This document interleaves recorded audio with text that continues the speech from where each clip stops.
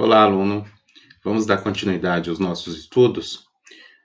Dando continuidade ao estudo de introdução ao controle estatístico da qualidade, vamos falar um pouco sobre as distribuições de probabilidades, distribuições discretas e distribuições contínuas. Vamos aos slides?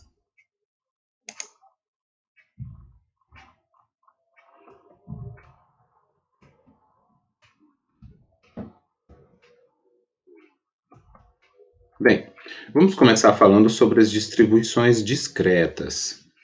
Elas descrevem a probabilidade de ocorrência de um valor de uma variável aleatória discreta, que é uma variável definida com valores contáveis, não negativos, tá certo? Também pode ser uma distribuição de probabilidade para descrever um atributo ou uma medida não numérica, né, uma informação não numérica. A distribuição de probabilidade discreta, ela é uma distribuição de probabilidade utilizada para isso, tá certo? Para contagens, para verificar a probabilidade de ocorrências de contagens ou de categorias de variáveis qualitativas. Existem diversas distribuições discretas. As principais distribuições eu posso apresentar para vocês ao longo dessa aula, mas posso citar já, que são a distribuição de Bernoulli, ou Bernoulli, como muitos também assim denominam, a binomial, a Poisson, a hipergeométrica e a uniforme discreta. A escolha da distribuição que vai modelar o problema ou o fenômeno que se analisa ou se estuda depende de como a situação vai ser estruturada, né? Como se vai construir esse experimento ou fenômeno. Vamos supor, se tem uma indústria que deseja monitorar o seu processo de fabricação ou de manufatura, o controle de qualidade vai, por exemplo, desejar contar o número de itens que saem defeituosos na sua finalização de fabricação, por exemplo, e suponha que ele deseja fazer um acompanhamento horário, então vai contar isso por hora.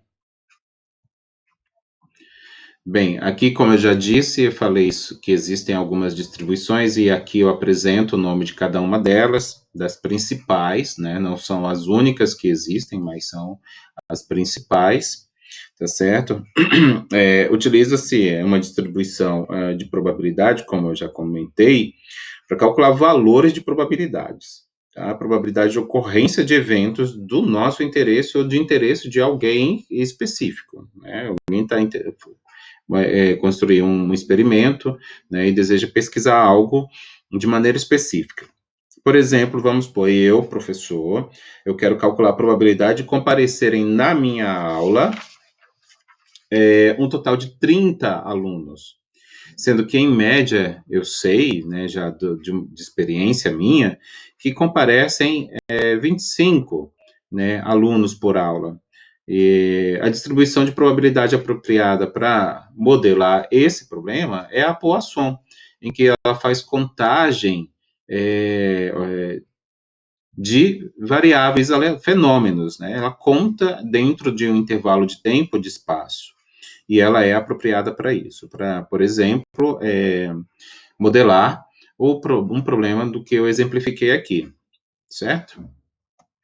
Bem, vamos começar a falar de cada uma delas. Vamos começar falando sobre a distribuição de Bernoulli. Ela é apropriada para ser utilizada em situações em que só é possível acontecer dois possíveis resultados, né? Só existem dois resultados possíveis no meu experimento. Um deles eu chamo de sucesso, que é aquilo que eu tenho interesse em observar, e fracasso é aquilo que não me interessa. Por exemplo, no lançamento de uma moeda, né, que é sempre o exemplo clássico. Eu lanço a moeda e aí eu vou observar ou a face cara ou a face coroa, não existe outra possibilidade. Se essa moeda for honesta, vamos poder perceber intuitivamente que a probabilidade de ocorrer a face cara é igual a 0,5 ou de 50% de chance, como se comenta também. Né? E é igual à ocorrência da face coroa, né? Porque a moeda é honesta.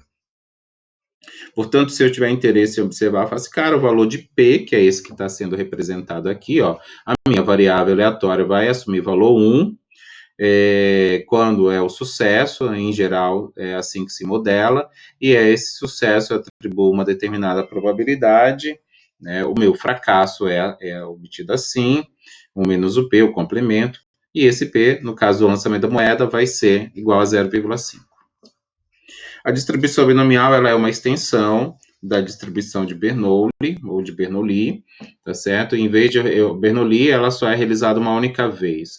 Realiza o experimento uma única vez. A binomial não, esse experimento ele é repetido de forma independente, tá certo? E aí, dentre essas repetições, eu verifico quantas vezes o sucesso aconteceu.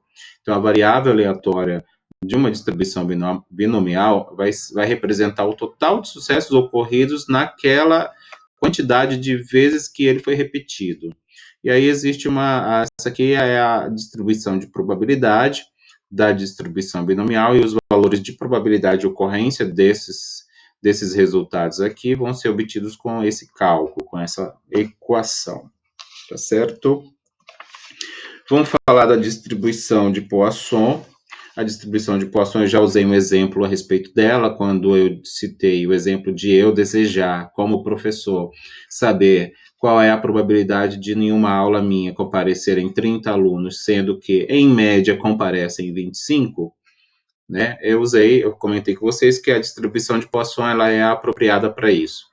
E exatamente, ela estuda contagens em intervalo de tempo, a variável aleatória dessa distribuição de probabilidade representa o total de ocorrências do evento de interesse, obviamente restringidas a isso, a intervalos de tempo ou de espaço.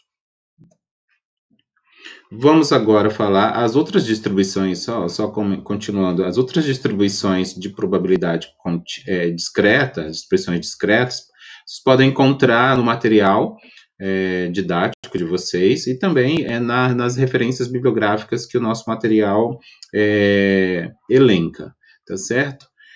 Vamos comentar agora sobre distribuições contínuas. São apropriadas para modelar problemas onde a variável aleatória é uma medida, então ela pode assumir qualquer valor real dentro de um intervalo determinado de valores, né, como, por exemplo, a distância percorrida por um carro em cada dia da semana. Vamos supor que a gente faz esse tipo de acompanhamento, né, esse é o nosso experimento, verificar qual é a distância percorrida por esse carro específico, né, diariamente, por um determinado período. Aí vamos supor que eu desejo saber qual é a probabilidade de que esse carro percorra uma distância entre 30 e 50 quilômetros num dia específico da semana. E aí eu posso obter a probabilidade através de uma distribuição contínua, que é a distribuição apropriada para isto. Vou comentar aqui um pouco sobre a distribuição normal, que é a principal das distribuições contínuas, tá? Ela vou arriscar aqui em dizer que ela é a mais importante. Muitos testes estatísticos que existem, eles foram elaborados com base nela, na distribuição normal. Ela tem uma forma matemática bastante complexa, por isso que eu nem apresento aqui. No entanto, vocês podem, se tiverem curiosidade, vocês podem buscar na bibliografia. No entanto, seus valores de probabilidade são obtidos por valores tabelados. Existem tabelas, existe a tabela da distribuição normal padrão, a qual fornece valores de probabilidades quando a gente deseja obter medidas de probabilidade a partir dela, certo? De forma muito rápida, muito simples, assim, apresentando as distribuições, as principais distribuições que podem ser utilizadas, todas elas podem ser utilizadas para modelar problemas, fenômenos, e no controle estatístico da qualidade, né, eu estou lá controlando, monitorando um determinado processo, e aí a informação que eu coleto, seja uma medida, seja um atributo, seja uma contagem, a gente vai escolher a distribuição de probabilidade apropriada para a gente estudar cenários, né, modelar situações, para saber qual é a chance de ocorrência ou não de um determinado desfecho de interesse, né, para que a gente não seja pego de surpresa, por exemplo. Tá certo? Então é isso que eu tenho para apresentar para vocês aqui, nesse encontro, tá certo? Nos vemos na unidade 2, nos vemos em seguida, para dar continuidade aos nossos estudos dos métodos estocásticos. Até mais.